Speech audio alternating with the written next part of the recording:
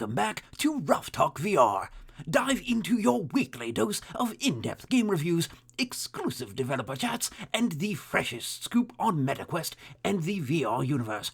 Today, we're in good hands with the dynamic father-son duo D-Scruffles and Stratus, ready to decode and discuss all things virtual reality. Hey everyone, welcome to this episode of Ruff Talk VR. Today we're joined with another interview, but if you've noticed, we've been exploring some different niches. Stepping outside our comfort zone. Yes, we have an upcoming interview with somebody from the medical field, and now we're joined today with somebody in the esports world. So it's like we're sticking to virtual reality, but Just branching out a little. yeah, trying to explore some other water, see what else is out there beyond just games and news and all of that fun stuff. So with that being said, today we're joined with Tim Mcguiness. He's of Virtex Stadium. If I'm correct, you're the CEO and the co-founder. Is that correct, Tim? Yeah, that's correct. Awesome. So do you want to tell our listeners a little bit about who you are and also what Virtex Stadium is? Yeah, so obviously, as you mentioned, CEO, co-founder of Virtex, basically been building VR apps pretty much since the DK1. Actually, fun fact, I was one of the Kickstarter backers for the Oculus Kickstarter campaign. I've pretty much been building stuff ever since. That was kind of my step into the world of game dev. And then since about 2014, I've basically been building experiences. And then kind of throughout my journey as a developer, was able to kind of participate in a lot of esports experiences. Participate. Everyone remembers back in the kind of 2016 period, Oculus ran the VR Challenger League, and then it became the VR League, which was, they think, this big esports competition with ESL. So I played in that. Got to compete at a lot of those big events around Europe, and then over in the States, Oculus Connect 5 and 6, I think I played at. And then kind of throughout all of that, basically going around lots of these big esports events, realizing how many people wanted to kind of go to esports and like actually be there, but physically couldn't. That's sort of where Virtex began, and I've basically been building it more or less ever since. And that was around about sort of 2020 sort of time, or between 2018 and 2020, sort of around the beginnings of COVID, unfortunately. But yeah. This is the perfect example that I started an interview and I have some ideas of some questions that I have in mind.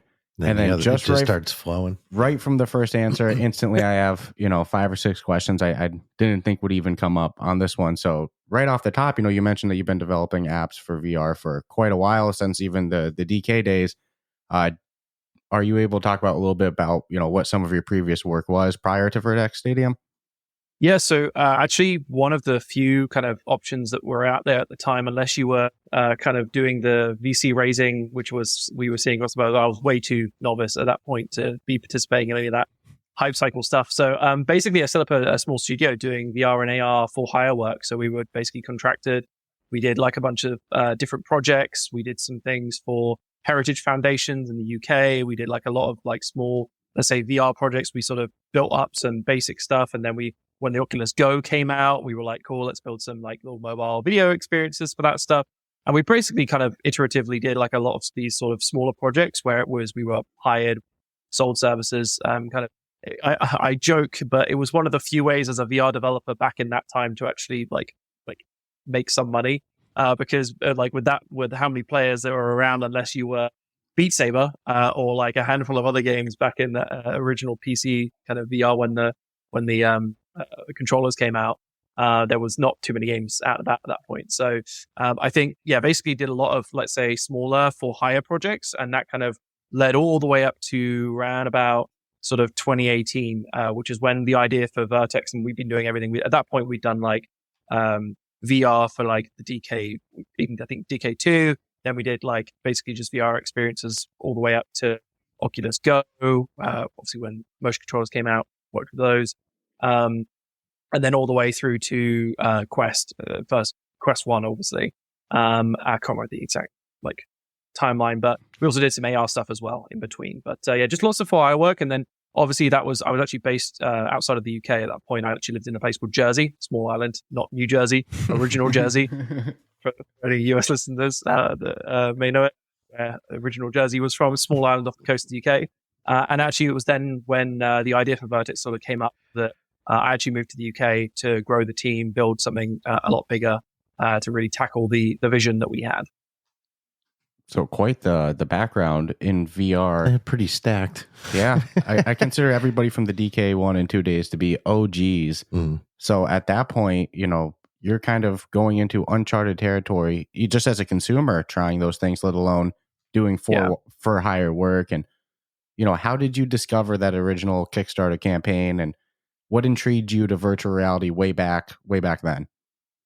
Yeah, I mean, well, I remember seeing the Kickstarter campaign, and like, I can't remember what it was at this point. I think it was Palmer's voice. I think Palmer was doing the voiceover or something on the video. I can't remember. It was like, this is back in like 2014. It's almost 10 years ago now.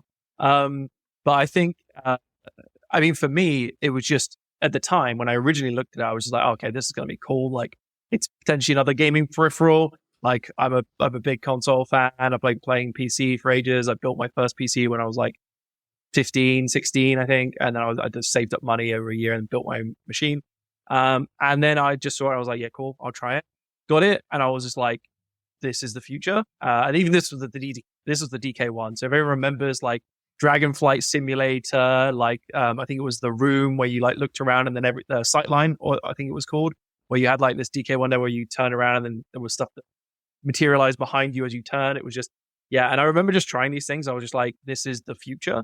And at that point I was like, because prior to that, actually, like as I was going through school, I was actually looking at doing game design. That was what I wanted to go do at university and go off and study game design and go through the game dev pipeline. And then in the end, there was actually no universities I was looking at that like had a course I was really excited about. So I was like, I'll leave it for a while. I'll take it easy. I'll work a bit and then see how it goes. And then when this came up, I was like, well, I'm just going to do this instead. Like, no one knows how to build VR experiences right now. Everyone's basically starting at ground zero. I have enough like bearings to be able to put some stuff together. Unreal Engine 4 just came out like not too long after as well. So when UE4 released, and I was like, well, I'm just going to start learning. And I pretty much just picked up tools and I've been pretty much building nonstop. I don't want to think about how much playtime I have in Unreal Engine at this point, but it's pretty much been my, like, more or less Unreal is open 9 to 5 every day for the last, however long, 7, 8 years. That's awesome. Really on the cutting edge, kind of. I love the mentality that we're all on the same playing field. I mean, it's brand new technology. Nobody's got the upper hand, really. So that's pretty incredible. Yeah, I mean, I think, and I mean, that's kind of been proven as well, right? I mean, if you look at games like, Gorilla Tag. So we'll probably get to this at some point, but I actually, when I was competing in the VR League, I was competing with a bunch of other people, and one of them was actually Lemming, who is the founder of Gorilla Tag, who basically, so we were both playing against each other. I actually played against him in 2 World Finals. That was fun. But so weirdly enough, like the Gorilla Tag existing is almost proof that even 3 years down the line, like we're talking like way into 2020, I think, when Gorilla Tag came out. I'm not sure the exact dates, but it was like early 2020, 2021, 22, I can't remember the exact year. But the fact that like even 5+ years after VR is out, we've had motion controllers now for ages. People and original, like the early game devs, still swore away from the idea of motion. Like they were just like, moving players, that's awful. That's a bad game design. Like you should not do that. And then like it just takes the right like approach. And although I think back when I was originally looking at this, it was like completely level, I still think there's still a lot of unexplored territory. And I think Gorilla Tag is a perfect example of that. So VR is just a super interesting field. I mean, again, I'm obviously, a lot of what we're building with Virtex is both VR and other platforms as well. But VR is still like the go-to for me. Like there's no other experience or hardware that delivers a kind of experience that comes close to it. I think it's so important to be the kind of the first one to do something like that. You look at Gorilla Tag, they're really the first ones I can think of to utilize that motion swinging, to really propel yourself where, maybe if you told somebody in 2017 that that's how you were going to do movement and locomotion, they would say you're going to just make it nuts. Yeah, but now here we are, and now that it's been done, you do see other games. I mean, hell, that was like Gorilla Tag clones were the first ever games, to my knowledge, that SideQuest said, "Hey, no Moss for no more. We got enough of those." So it just takes somebody to do it. A great example too, Ghost of Tabor. No real big extraction specific game. And then now it's done. I guarantee you in a year or two, now we'll start to see other people try to do that. Somebody's got to be the first, but that's where the most risk lies for that person who's got to do it first. And I know Scott from Combat Waffle, he actually comes from the competitive esport background as well for VR. But going back to yourself, for competitive VR gaming, prior to even getting into VR, were you always that type of high level, I want to be number one in the world for whatever game it is, whether that's flat screen or VR? Yeah. No, I mean, well, because I was a massive gamer anyway before VR even came along. So I was like League of Legends. I was playing since I'm still playing today, but I've been playing since like season 1, season 2. So I was like always a big League fan, and I saw the esports scene grow there. Because I mean, really, you can kind of point at League specifically and be like, that was the sort of the ignition for the entire esports industry as it is today. But like I always followed that, but I was like, this is amazing. I'm nowhere near good enough to compete at like a global stage. So it was one of those things where I was like, I loved it, but I was never like in a position to be able to like compete. And then when VR came along, obviously because it's a smaller audience, so less players, but also because like it's very, especially the games, because I played in Echo when that was still up and running with the VR League, VR Challenger League. That was a title I played in, and it was just for me, and kind of this was really what cemented my love of VR for what it is. It's just that it was a combination of just gaming knowledge and being able to like playing games, but also the physicality of it, of just being able to physically like move around and actually kind of, it was the blending, because I was a big tennis player, football, everything else. So for me, it was like hand-eye coordination from real world sports plus gaming knowledge. I'm like, this is amazing. So that's pretty much like, that's really what cemented it for me. And weirdly enough, I think that's kind of one of the inspirations for obviously Gorilla Tag. Like Echo was the springboard that Lemming had. And then it kind of, he was like, there's a different way to do this. And he rolled it out with Gorilla Tag and it worked really, really well. So, and then I think the difference here is where, I guess, where Lemming went off and made Gorilla Tag a game, I was like going through the esports cycle and being like, I want to make something where people can experience this wherever they are in the world. And I think I was like kind of where I sort of went, what sort of be a bit weird for me because I'm a big gamer. So you'd think, oh, we're just going to go make a game or make some games using that knowledge. But in the end, it was just the idea of like being able to take a step into the universe of a game and being able to do that in a way that was completely different from anything that had been done before. And I think maybe because back when I was doing like at the beginning of VR, what excited me so much was the open playing field.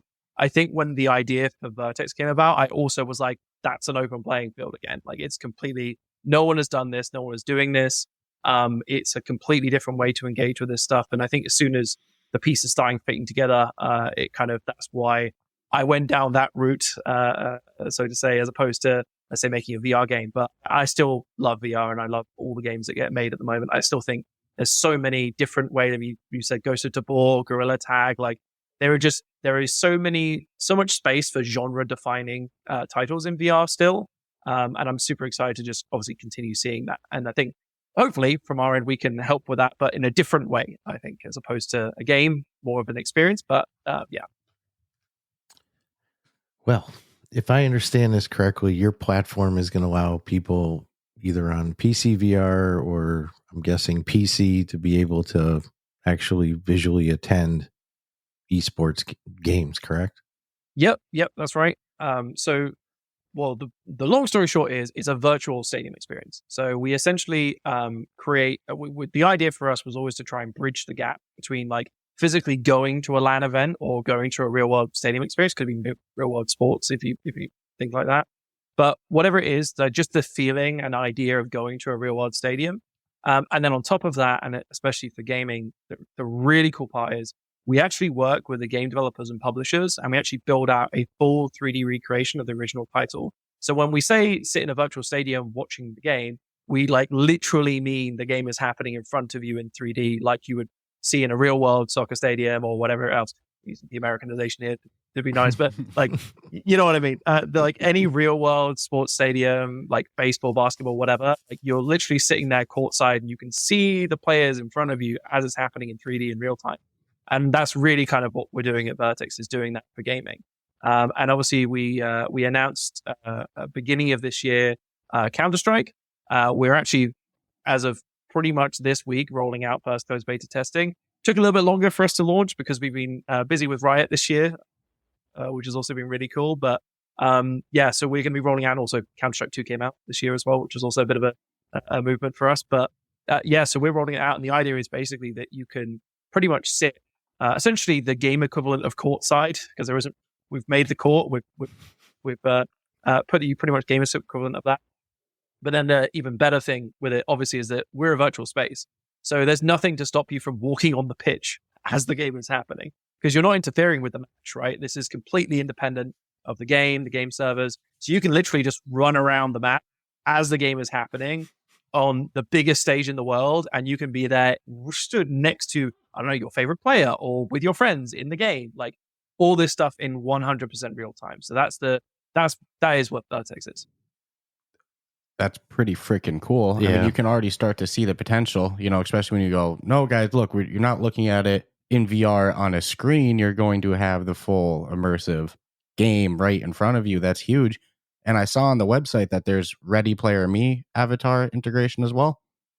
Yep. So we've got full RPM support. So anyone's got your RPM avatar, you can bring those guys in. Absolutely. Yeah, we've been working with RPM for a while now. Pretty good avatar solution. So we're super happy with that. And yeah, we've got full RPM avatars. We actually, over the course of Worlds as well, because we're currently hosting League of Legends Worlds right now, and we actually also rolled out some RPM merch for that as well. It's limited time, so it's only going to be there for the period of Worlds, but we're doing some tests with some of the biggest esports teams in the world, actually. G2, Gen G, Mad Lions. We've got a bunch of items for them, which we've also rolled out. So if anyone wants to check that out, you can always do it in app. But so we're using RPM for a lot of our stuff. We also have a bunch of other things as well, but RPM is the main avatar part for us. I know people in our Discord love Ready Player Me. So this, again, you can really see the potential. Yeah, I'm a little jealous. We can't do this one. Well, we could do it flat screen, but right now it's no. I'm liking VR. that whole VR possibility with it. Mm-hmm. Although I would check it out flat screen for sure, but to know that if I was in VR. Oh yeah. And we're standalone VR users, so totally understandable to get things up and running. And you mentioned the beta, just kicked off, which we'll get into in a little bit too. But is there plans down the line to eventually go over to standalone VR with it too? Yeah, definitely. It's something that we have on our roadmap.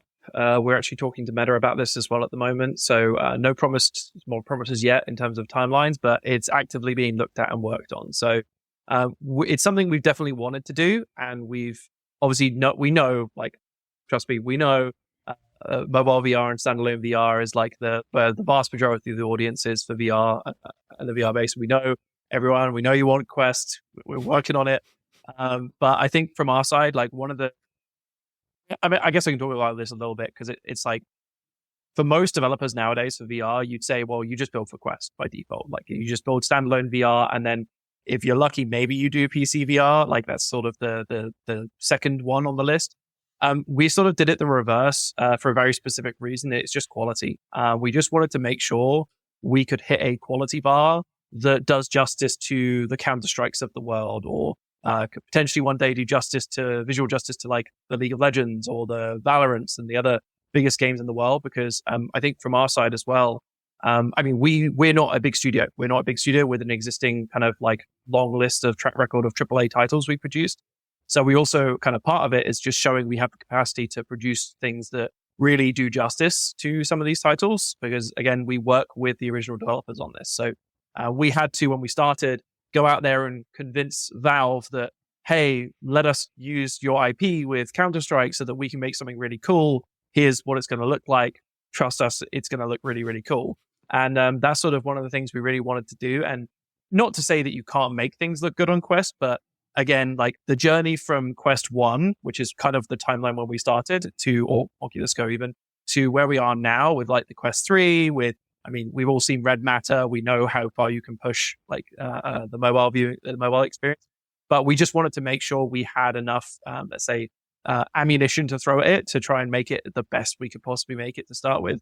However, we do really want to bring it to Quest as well, because like bringing it to mobile and standalone VR, because again, saying this personally, VR is the best way to experience our app. Like, we put a lot of love and attention into the VR modes.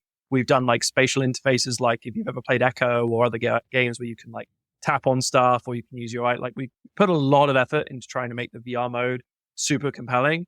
And I can't put into words what it's like to be sat in a stadium with hundreds of other users, hundreds in VR, or like, and seeing a game, like a CSGO game happening in front of you live in real time, and then jumping into the map with friends in VR. So you're literally like, I don't know, on broadcast, well, not so much anymore, but if Simple was peeking around a corner with his AWP, like on mid, and you were just trying to catch that moment of the event, like being there in VR and literally seeing him next to you is just different level of like immersive experience. So I think from our side, we really want to just, I think now that we're kind of where we are with publishers and where we are with quality, I think we really just want to make this experience now more accessible to more people. And that's sort of like going to be definitely a theme for us in the next year. So again, can't give an exact timeline, but it's on front of mind for us. Understandable. Like I said, for us, that's the big selfish request, but yeah, man, you're smart to still make it go, well, look, you can still go on by computer. Quality. Yeah. No, I'll take quality. So I'm excited to see where this goes, but you've referenced a couple titles, that you guys are working with so far. So do you have a list of games so far that are, I guess, compatible or in the works with Virtex? I do, but I can't really say it. So this is the catch-22. Like, yeah, there's lots of really cool games going to Virtex next year, especially. Can't say any of them though, not yet. So unfortunately, not right now. I can say that I can't say anything about the titles, but what I can say is that we're definitely looking to try and fill a variety of genres of games. So we're definitely looking to, we're not going to now just do a bunch of first-person shooter titles. That's like probably won't be how it works. We're trying to like get a lot of examples of different things, because a viewing experience for a first-person shooter can be very different to a viewing experience of like, I mean, even Echo, because Echo was one of the first titles we ever did. We did Echo VR, which was a full 3D integration. It's currently in the storage boxes somewhere. Although now that we've got community modding and people are running private like servers, we could always spin it back up again and do some private matches, but we'll see. But I think for us, like the variety of viewing experience, we'd also kind of want to continue exploring. So again, I can't unfortunately say what games yet, but I can say we're looking to try and bring a different variety of different genres in over the next year. So if there's not something that you like or interested in there today, like if you're not a CSGO fan or something like that, then stay tuned, because we will have very good chance that we'll have one of the top titles in your preferred genre of game in the next sort of year or yearish. We'll see. Oh, Counter-Strike is definitely not a small title. No, at all. Not at all. Their player base has always been huge. I mean, Jesus, dude. And you painted a good image of being like this new company and going and knocking on Valve's door and being like, hey, you want to work with us? So, trust us. Yeah. What was that whole process like, convincing these bigger companies and publishers to go, no, trust us? Yeah. So, I mean, with Valve specifically, we actually had a really good inroad with a partner company who we were also been working with on the CSGO experience called Skybox. So Skybox is a company that's been doing sort of 3D recreation and replays in a different engine in Unity, with their system for kind of helping and aiding like teams. So, for example, they have a tool now called Edge, which is used by a lot of the biggest esports team or CSGO teams in the world for like training and practicing. So we actually worked with them, and they basically were able to kind of provide us a bit of an inroad. But at the end of the day, I mean, another example is actually Meta. So we actually reached out to Meta when Echo was still running, and we're like, hey, and then I think that was really just when we did Echo, which was the first title we actually did. CSGO was the second, and then we can't talk about the ones that are coming, but Echo was the first time we did. And I think the way we, I guess, presented it there was, well, first of all, we did it. I think that we did it with like, we just did it. And then we're like, this is what we're thinking. And that was enough to, I think, convince them that this is a really cool idea.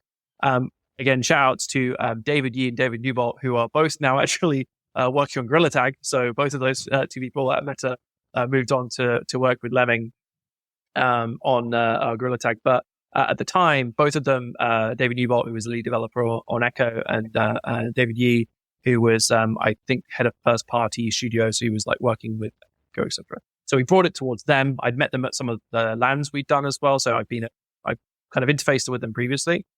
And it was sort of, I think at that time we got the management team at Meta to come in and try it out. And they were like, this is cool. I think David said, I don't know if he'll be happy with me quoting on this, but I think at the time he said this is his favorite way of watching Echo.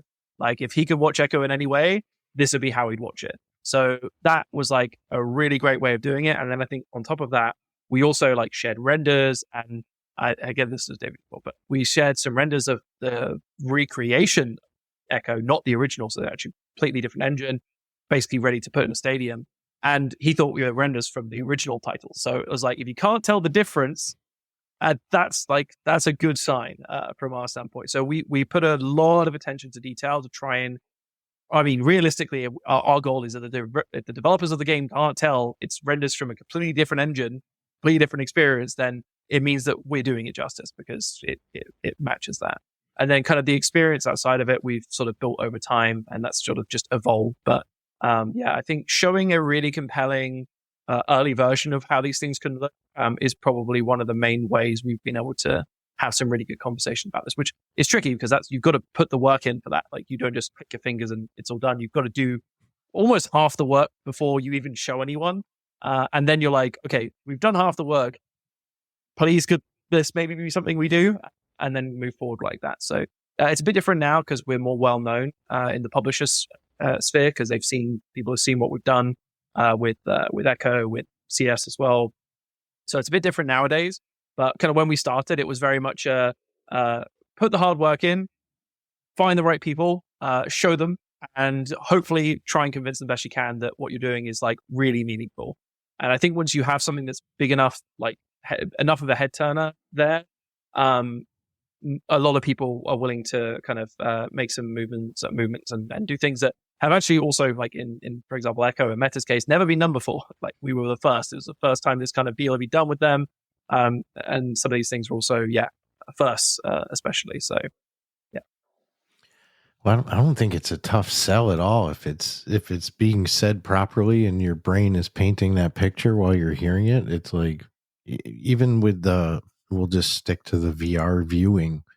You know, I've seen esports where they've filled arenas. I mean, so you potentially aren't really going to see that well anyways. You're just there for that overall fan experience, but to guarantee yourself the ability to be part of it in the sense of your viewing is in itself just an absolute game changer. It's like, especially if there's going to be a ton of different events going on and getting to actually, you know, be more involved in viewing than we'll say you currently can, because you can't travel around the world to go to all these esports events. Yeah, and you said something quick that kind of intrigued me. So how does this actually, you know, obviously you don't need to go into the fine details of like, you know, this code, but I mean, how's it working is for projecting the gameplay that's going on into the viewing experience. You kind of referenced like rendered in a different engine. So, or is the software kind of completely recreating the experience in real time? Yeah, so great question. I can kind of go into a little bit of detail on this, but the long story short is that there's two parts that the kind of everything we do is broken down into. There's visuals, and then there is data. So like what you see, like characters, the VFX, animation, all these other things, and then there is the data. So the data is like what's happening in the actual game. So like what's the player health, who's where, like what's happening within the game. So what we essentially do is we pretty much build a full, like almost like an empty shell of a version of that game in our engine, which is then tailored and customized to the stadium. Because like, if you think about it, if you look at like, CSGO is a great example of this, but if you go into like a CSGO map and like go into like spectator mode and then zoom out of the map, you realize there's like no roofs on buildings. Like the game has not been optimized to like be viewed from like an aerial perspective. Same for Echo, right? Like Echo is like, if you zoom outside the map, it's just like empty, like geometry and stuff. It's like, there's no actual contents there. So what we do is we basically take the game, we essentially rebuild it, the visuals up in Unreal. We're an Unreal Engine based game, or Apple platform, whatever you want to call us. And then we essentially drive almost like an empty shell or a puppet with data from the game. So we essentially create all the connections, and then we pump in the real-time data, and then we use that to essentially do fully 3D recreate the game one for one. So that for most people, like, because also when we originally started, that's the process we do now, and that's what we've done for Echo, what we're doing for CSGO. But I remember speaking about the early ideas of Virtex to people, pretty well-versed industry people, and they were like, "You're insane! Like, this is not scalable. You can like, there's no way you can do this like in any consistent kind of way. It probably won't even work." So I think it's one of those where if I had the knowledge I have today, I probably still would have done it, but I would have been a lot more like, okay, that's a lot of work. But at the end of the day, I think it's kind of one of those technology things where sometimes it is just hard work you need to put in. Like you do just need to be like, there is no other technology that's going to like magic wand this solution. Like, because if you think about, and you guys probably have come across this, but like volumetric streaming or like point of view streaming, like 3D stereo rendering, there's a bunch of different techniques for trying to capture 3D content and live stream it. The problem with every single one is bandwidth. It's bandwidth and compute. It's like at the end of the day, I could do a pixel capture or like a volumetric capture of a CSGO map and then stream it out and stream it over the network and then recreate it. So you have everything pixel, like every individual point of data exactly where it needs to be. But I would need like a gigabyte connection for every user that's ever going to be connected. And then streaming that data out is just impossible. So this was basically the way we saw, and we continue to see, is the only way of doing this that actually allows you to scale this as an experience. Because every other way is either super compute intensive, meaning you probably couldn't run it on a Quest at all if you wanted to, or it is bandwidth intensive, meaning you'd have to have insane internet for everyone. And then if we think about the way I phrase it usually is, if you think about video streaming on the internet, so like Twitch, YouTube, etc., is probably one of the most expensive business models on the internet because they have to pay for every megabyte of data that goes out from their platform. And it's really expensive to just distribute that much data.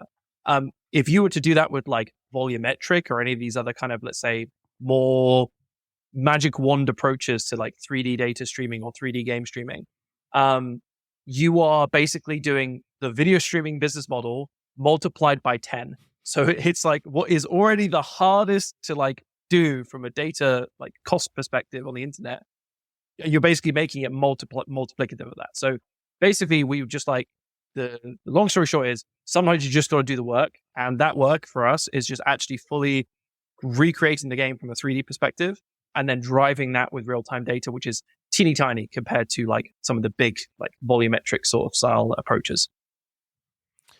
I think it's amazing that you've pulled this off. Yeah, it sounds. I probably would have been one of the ones that would have been like, "Oh my God, man, that is the best idea I've ever heard." But see you in 2075. You're friggin' nuts if you try this. You know, like we're just not there yet. But it's funny from your perspective. You're like, this sounds crazy, but this is actually the easiest way for scale. Yeah. You know, so that instantly makes me wonder. I'm sorry, keep going. I was just saying it was like, I mean, and we tried a bunch of different methods. Like I remember like I even like set up Beat Saber with like 2 stereoscopic cameras and did like some 3D projection stuff like very early on. And I remember just going through that. I'm like, I should just let's just do it. Like I'm just like, it's one of those where it's like you're trying to engineer this perfect like catch-all solution. I was like, just every way I spin this, it always just comes back to like, especially, and I guess the thing is, what makes this possible? Because actually, I mean, to be fair, this is like a real VR industry thing, but like if anyone remembers back in 2016, there was actually another company that was doing this sort of, not necessarily what we're doing, but they were sort of doing this 3D recording VR sessions and then allowing people to kind of experience that from almost like within the game, but from different perspectives. I can't remember the name of it now. I've got it on I still installed on my Steam. My Steam is the graveyard of apps that I've still got. What was it called? I like that you have Steam already open too. It's always definitely open. Pretty much. VReal. So if you guys may or may not remember VReal. So it was like a VR company that was back in 2016. They did a bunch of stuff around like other VR games. So like almost like you could record your super hot session and then someone could jump in and stand in the map. And they tried to do this, but for like every game. So they were trying to standardize a kind of process like what we are doing now. The problem they had, and we talked to them about this, was that trying to standardize this for games everywhere, impossible. because every game developer builds their game differently. Every game engine handles things slightly differently. A small update here, a different version there.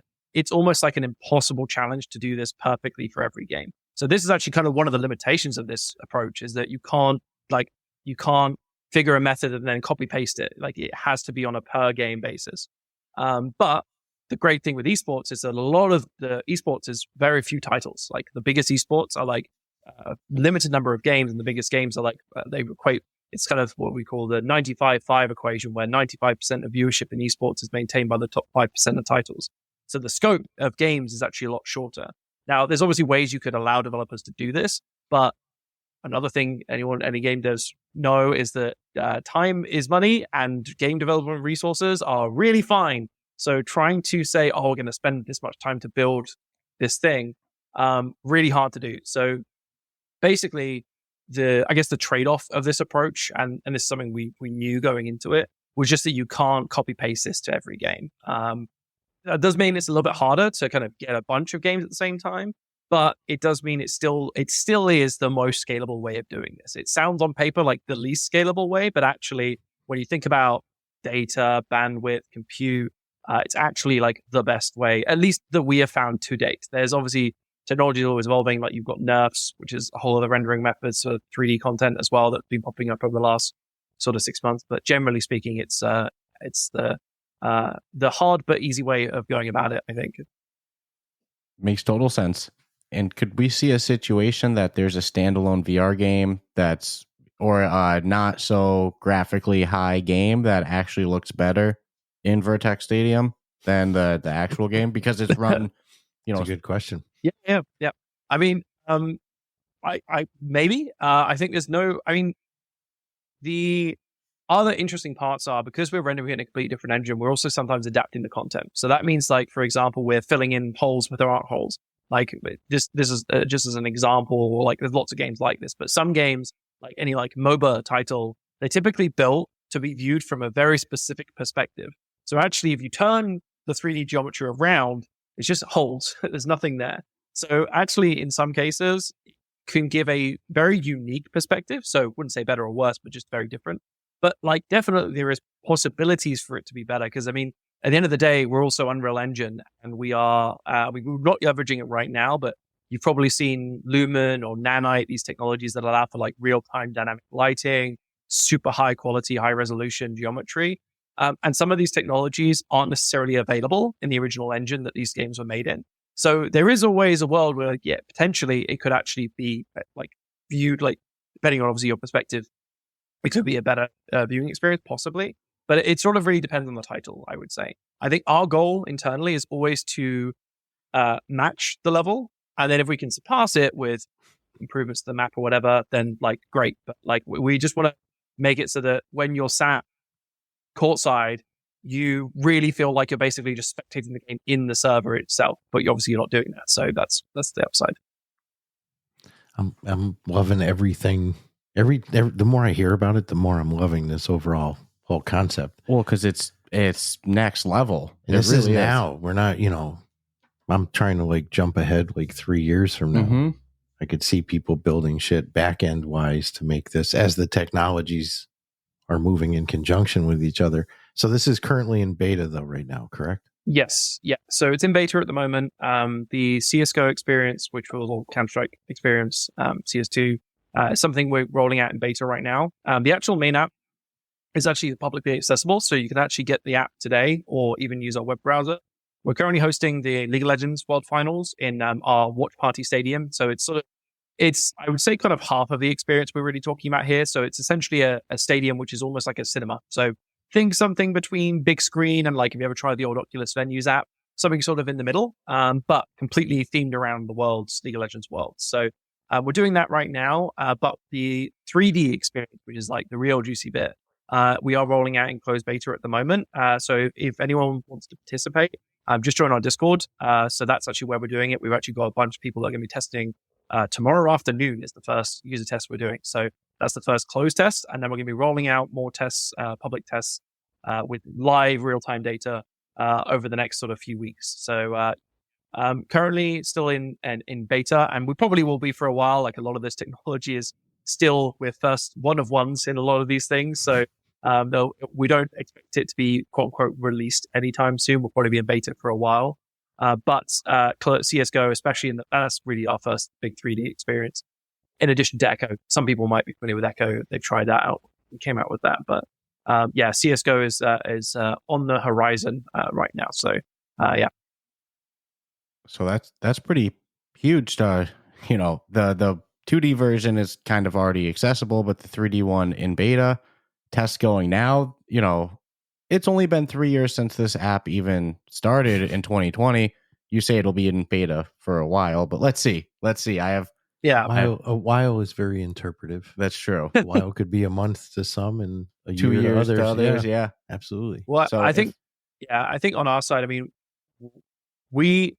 I guess on our side, we see, I guess one thing to make clear, like our real goals around this is that we want to build a AAA VR experience or AAA experience in general, because we want this thing to be like you go from playing CSGO or you go from playing Valorant or League or any other like AAA title, NBA 2K or like Rocket League or anything like this into our experience. We want it to feel almost seamless. Like you've literally just stepped from one of the biggest games in the world to another one.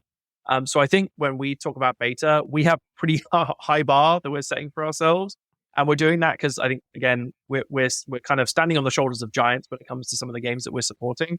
I think we really just want to go the country mile. So I would consider us still in beta, and I think we probably would consider ourselves in beta for a while. But I would also say there's probably a difference between, let's say, platform beta, which is the overall experience and like the app itself, and then let's say maybe 3D experiences. So whether that's CSGO or whether it's on other games we could do. I'm not going to name names because it makes it too obvious. But like, long story short, if we could, I think we will probably be rolling out in a sense that the platform itself could progress to publicly released, but like new 3D experiences or stadiums may kind of go through this whole alpha, beta, kind of closed beta, open beta sort of process. So it's a bit weird because, again, this is actually a first for us as well, building a platform as opposed to kind of a game.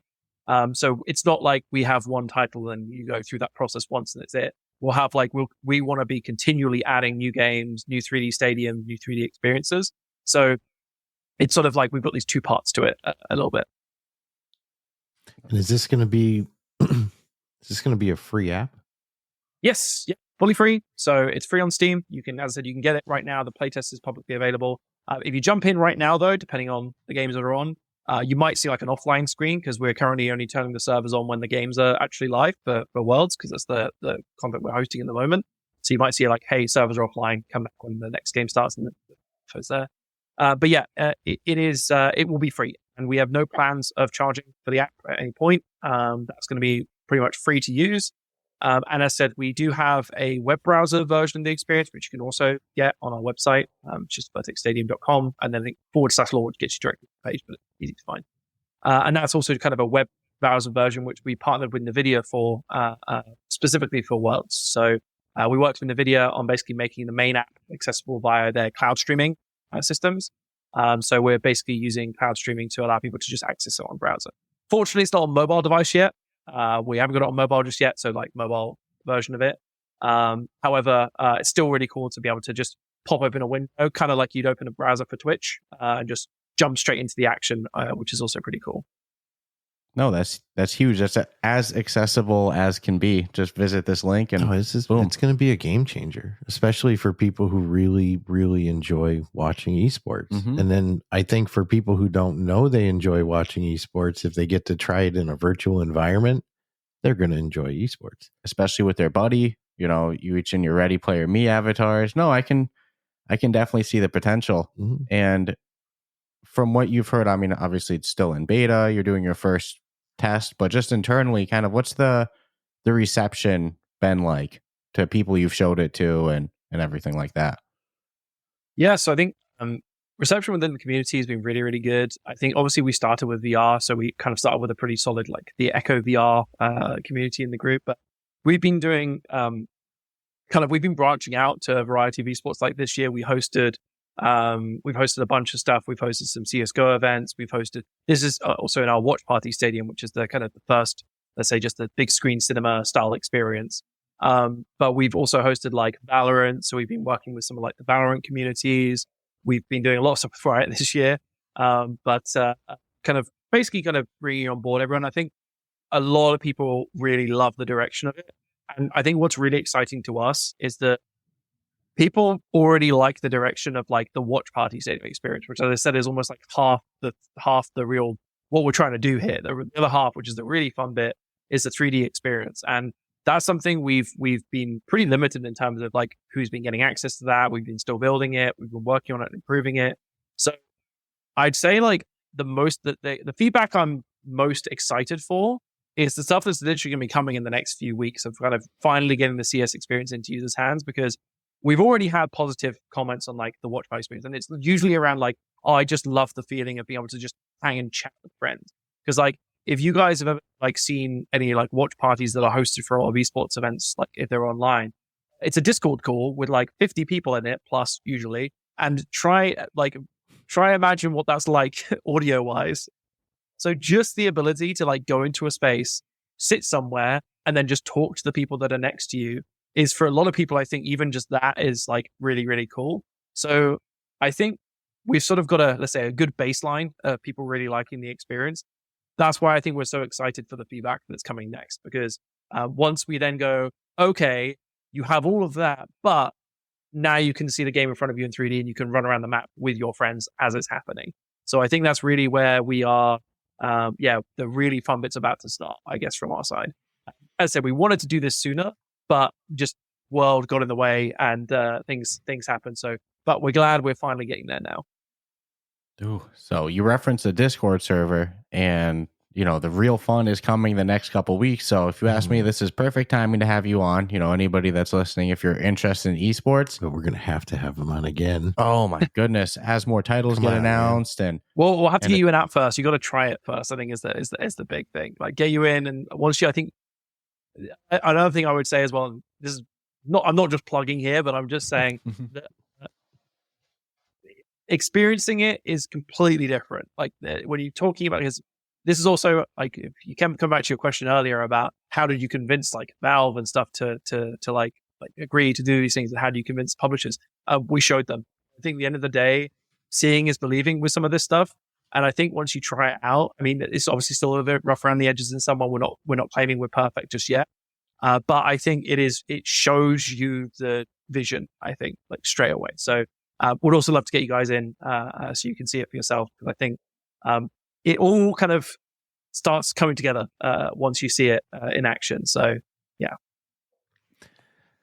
I know we have some fans of esports. I'm not upset about it. Yeah. I mean, I think that, again, this is taking esports watching absolutely to the next level. And you referenced your Discord server. So is that the best way for people to stay up to date with news and tests? And if so, how do they find that? Yeah. So Discord's definitely the best place for us. It's just, if you just go to our website, there's a link to the Discord there. Lots of links to the Discord. But it's just vertexstadium.com, VIRTEX. It's just play on the word vertex, vertices, any nerds out there. But long story short, Discord is the place to be. We always keep it up to date with any tests, any closed beta tests. We don't necessarily publish anything that's like closed. We'll typically do it just on the Discord if we want to just kind of have small groups of people testing stuff out.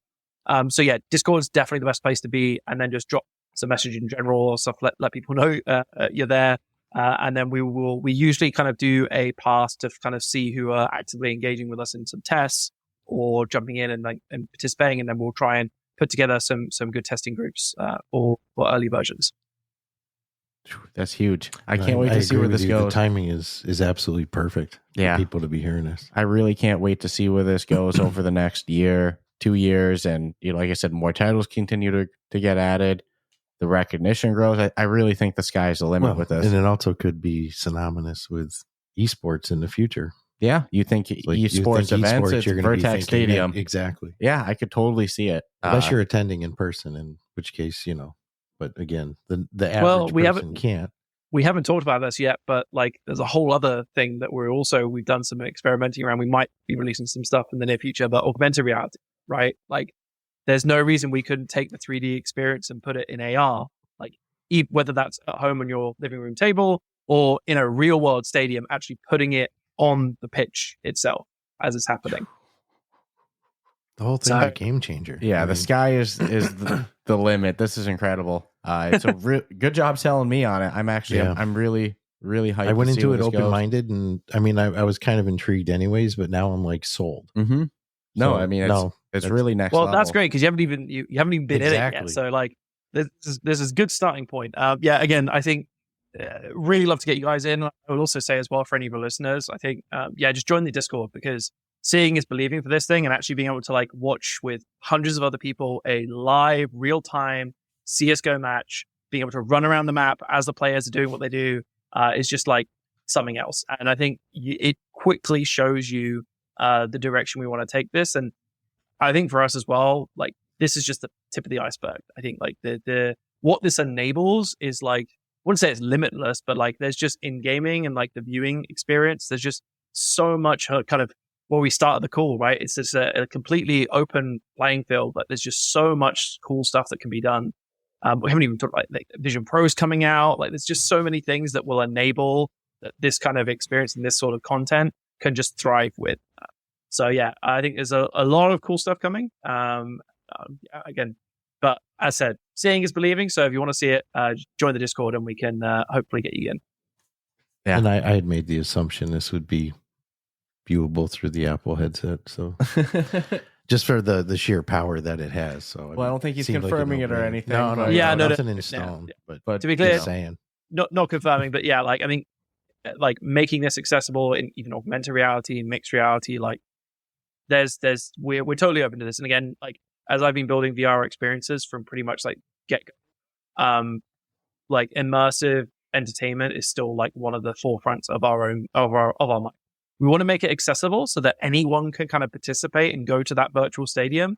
But we still think like in terms of like the best quality of that experience is going to be via VR, via AR and that kind of stuff. Because just nothing trumps. I mean, this is like maybe a nice note to end it on potentially. But when we originally started for Virtex, like one of the dreams that we had was there's a very specific moment that happened in esports, which I think was also like a bit of a key turn for me, which is in 2017, there was this AR Dragon moment in the League of Legends World Final main broadcast. It was like in one of the main stadiums in, I think it was China, I think potentially the Bird's Nest, I can't remember the name of it exactly, or that's the stadium name.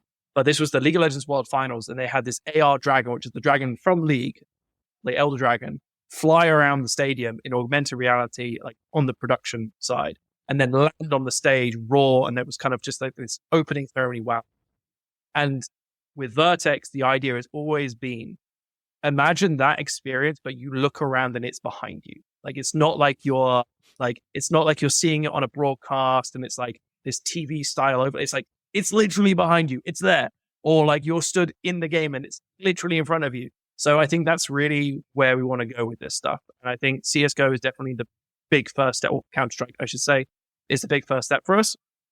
But as I said, once you see this, I think when you see that and bear in mind that kind of idea and that vision, I think it all really kind of comes together. I couldn't be more excited. Yeah, no, I'm definitely excited to see the future of this. Like I said, for people listening, if you are interested in esports, you definitely want to go join their Discord. Yeah, stay up to date on what's coming. Cause I already know we got some in our Discord are going to be going right there. Yeah, I already said it. It's like the sky's the limit. You can see it's not just how it is today. It's still in early beta. You have so many ideas of ways for it to grow. So I'm hyped. And Tim, before we wrap this baby up, you referenced that's probably a good way to close it up. I agree that about sums up the vision of what you all are trying to accomplish. But, we already plugged where people can find the game, how they can stay up to date. But is there any other little pieces of news that we didn't go over that you wanted to plug real quick? No, I think it's the main one. I mean, obviously, anyone that's a League of Legends fan, we are hosting League of Legends Worlds at the moment. So I think that we're now on to the finals, which are going to be happening this coming weekend. Actually, sorry, I'm wrong. Semifinals this weekend. Semifinals this weekend, finals next weekend. So depending on when this comes out, semifinals on the 11th and 12th of November, and then finals on I think it's the 19th. It is in South Korean time zone, so do be, depending on where you are, could be a little early in the morning. So we'll see. But It is the League of Legends World Final. So if you're a big League fan, obviously come check that out. We'd love to have you get to see a little vertical slice of it that's publicly available. And then, as I said, just honestly, Discord's the best place to just stay up to date and see what's coming. But yeah, I think it's really it for now.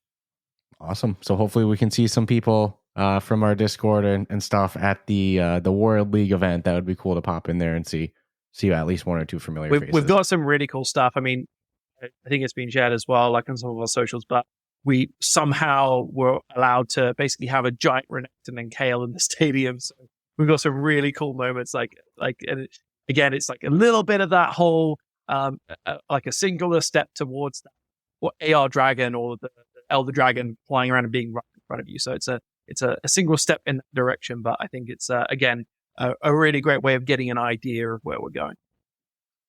For sure. So I'm excited. You'll definitely, I think I already joined their Discord yesterday, so you'll see me in there. I'll join tonight. I had a lot of legitimate questions. You know, I'd read the website, I'd heard about you guys, and I said, this sounds interesting, but there's a lot I need to know, and I would not have expected it to have done, you know, what it's doing with the way it reruns it in Unreal. It's incredible what you guys are all doing. So huge props to yourself, Tim, but the whole team at Virtex Stadium. I think, again, I've said it ad nauseum, but it's true. The sky's the limit. So for any of the listeners, if you're into esports, go check out their Discord. Stay up to date with Virtex Stadium. If you enjoyed the episode, subscribe, rate us 5 stars, follow us on social media too, and we'll check you out next time. Take care. Thanks for joining Cheers, us, guys. Tim.